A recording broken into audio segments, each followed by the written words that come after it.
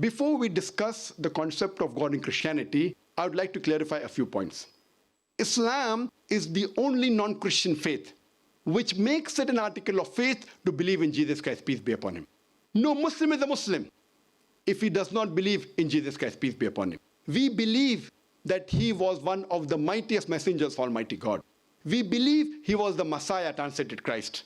We believe that he was born miraculously without any male intervention, which many modern day Christians today do not believe. We believe that he gave life to the dead with God's permission. We believe he healed those born blind and lepers with God's permission. The Christians and the Muslims, we are going together. One may ask, then where is the parting of ways? The parting of ways is that many Christians believe, or most of the Christians believe, that Jesus Christ, peace be upon him, he claimed divinity. They believe that he was Almighty God. In fact, if you read the Bible, there is not a single unequivocal statement. There is not a single unambiguous statement in the complete Bible where Jesus Christ, peace be upon him, himself says that I am God, or where he says worship me. In fact, if you read the Bible, it's mentioned in the Gospel of John, chapter number 14, verse number 28. Jesus Christ, peace be upon him, said, my Father is greater than I.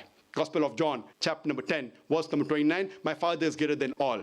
Gospel of Matthew, chapter number 12, verse number 28. I cast out devils with the Spirit of God. Gospel of Luke, chapter number 11, verse number 20. I with the finger of God cast out devils. Gospel of John, chapter number 5, verse number 30. I can of my own self do nothing. As I hear, I judge, and my judgment is just. For I seek not my will, but the will of my Father. Anyone who says, I seek not my will, but the will of Almighty God, he's a Muslim.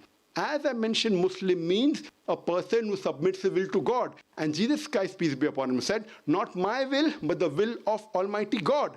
So in Arabic, we say he's Muslim. Therefore, we say Jesus Christ, peace be upon him, was one of the mightiest messengers of Almighty God. And he further clarified in the Gospel of John, chapter number 14, verse number 24, he said that the words that you hear are not mine, but my Father's who has sent me. It's mentioned in the Gospel of John, chapter number 17, verse number 3, Jesus Christ, peace be upon him, said, this is life eternal, so that you may know one true God and Jesus Christ whom thou hast sent. It's clearly mentioned in the book of Acts, chapter number 2, verse number 22. It says, Ye men of Israel, listen to this. Jesus of Nazareth, a man approved of God amongst you by wonders and miracles and signs, which God did by him, and you are witness to it. A man approved of God amongst you by wonders and miracles and signs, which God did by him, and you are witness to it. And when Jesus Christ, peace be upon him, was asked, that which is the first of the commandments, he repeated verbatim what was said by Moses, peace be upon him, earlier. It's mentioned in the Gospel of Mark, chapter number 12, verse number 29. Jesus Christ, peace be upon him, said, Shama Israelu Adna Hainu Adna Ikhad, which means, hear, O Israel, the Lord, our God, is one Lord. So if you read the Bible, you should understand the concept of God in Christianity and understand Christianity in the right perspective.